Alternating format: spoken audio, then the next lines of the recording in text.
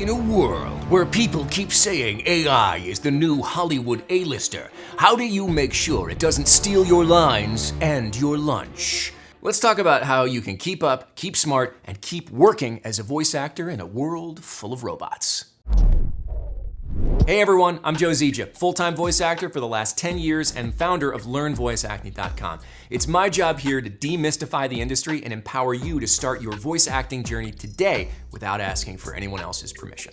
AI has been the hot topic lately in way more industries than voice acting. Seems to be the primary threat to creative fields, and I've seen people demonstrate some really wild things with it. But is it really the death knell that people think it is? Is it really the end of humanity? I see a lot of doomsaying when it comes to AI, and I gotta say it looks pretty familiar to a lot of things that have happened throughout history. Every major innovation in every industry has brought with it people gnashing their teeth and tearing their clothes and saying that it's the end of all things and all that. Given the fact that we're here and you're watching a YouTube video on how to become a voice actor, it really hasn't come true, has it? Before we even really dive into the AI conversation and what you can do about it, I need you guys to understand that people were saying the same things about the voice acting industry 20 years ago, 10 years ago, whenever. The internet came around and opened up the entire industry, and all the folks that were in LA and New York were like, oh my God, it's a race at the bottom, we're all finished.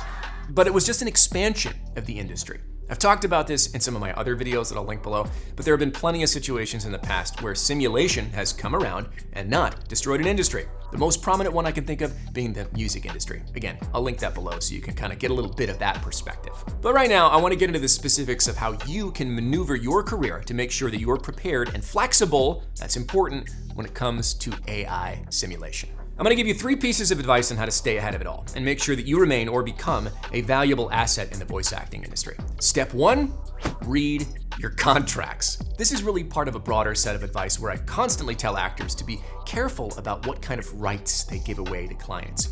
You have to understand that right now we're in this kind of like legal dead zone when it comes to AI. It's brand new. It's a brand new technology that has some really ill-defined boundaries and wide-reaching effects on a huge number of industries. And right now, there are people worried about deep fakes, election interference, copyright infringement, and more. And it's really difficult to say how the legality of all this is going to continue to evolve as we get further and further down the AI pipeline. So, for right now, it's up to us as voice actors to be monitoring the contracts we sign for insidious language that might include things like saying a company has the right to replicate your voice forever without ever compensating you again. This is obviously not a contract you should sign, but it can be buried in so many layers of legal speak that it's difficult to parse out. You have to be diligent and you have to do the work, and you have to not just simply sign something because you're desperate for the couple of $100s that a client is paying you for a job. This isn't just limited to random non-union work. No. We've seen these sorts of clauses pop up in union documents from major companies without the union's knowledge. And while it may bring up questions about whether such language is enforceable in a courtroom, you never want to rely on a courtroom to do what you could have done with a little bit of diligence. Okay? One thing you can do practically to help when it comes to contracts is to include the NAVA rider if you're ever really concerned whether or not a client is looking to grab the rights to your voice. I've included a link to that in the description below.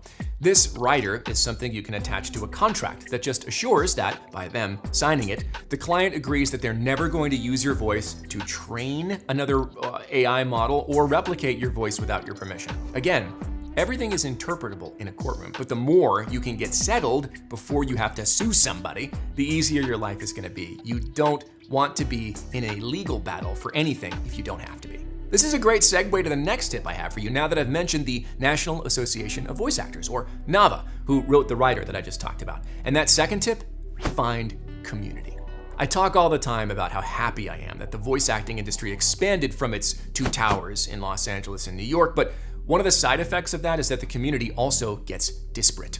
It's diffused all over the world, all over geographical boundaries, and this means that it's more difficult for us to organize as a collective, something that the union does really well, but only if you can manage to get into the union. That's a topic for another video. And also something that I talk about in length in the Voice Acting Academy at LearnVoiceActing.com. But without a clear place and method for everyone to communicate, it can be really difficult to spot bad actors. And I don't mean like someone who acts badly. I mean someone who's doing bad things.